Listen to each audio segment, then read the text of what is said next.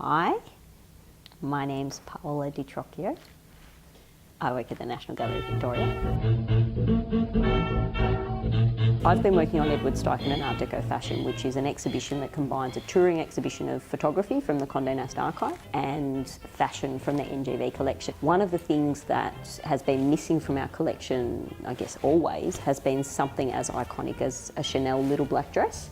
So because of the exhibition, there was then the opportunity to be able to buy a Chanel little black dress because we had the context for it. You know, it was going to be something that preferably would be perfect to have to tell the story of Art Deco fashion. It's just become something else now because the fashion component explores the photography. It really sort of brings it to life with the three-dimensionality, with the textures, with the colours. And likewise, the thing that's always missing from a fashion garment on display is the human body. So the photographs represent, you know, the hairstyles, the postures, the gestures, and also the environments, because a lot of them are actually taken either outdoors on yachts or indoors in Condé Nast's apartment.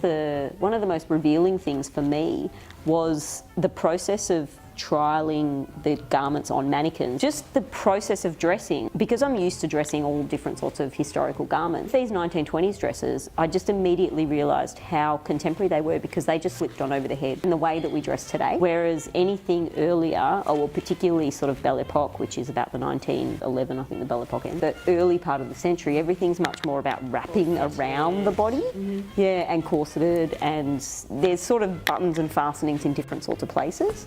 Whereas with the 20s dresses in particular, and the 30s dresses as well, they just slip on over the head and then they just fall down. And that's when that part of the research that made me come to the conclusion that this is the beginning of the modern wardrobe. This is the template of what we wear today. What do you think in 20 years' time people will see of what we're wearing now? So say if someone like yourself was curating something of our time now, you know, what would you be curating, or what interesting things would you be taking from our era? Yeah, it's going to be interesting actually, because I think, like, just as you were speaking before, I was thinking there's, you know, in the 1960s, if you read fashion magazines, you know, they talk about the reference to the 1920s.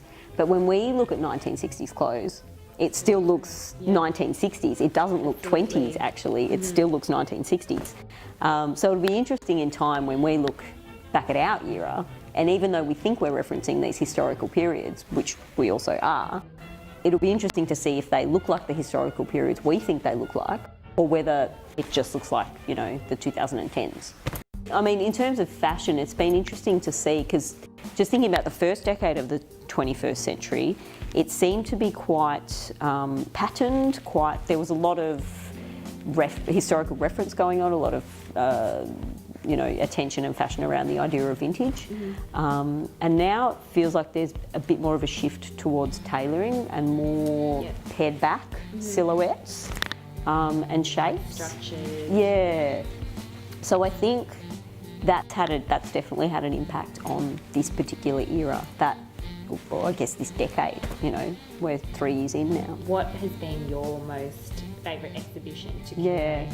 Well, I mean, Edward Steichen and Art Deco fashion's been the most fun in terms of it's been the most over-the-top, exciting display we've ever done. You know, in our exhibition meetings, we'd not joke about things, but we'd sort of put things out there and then all of a sudden go, well, we can. Yeah.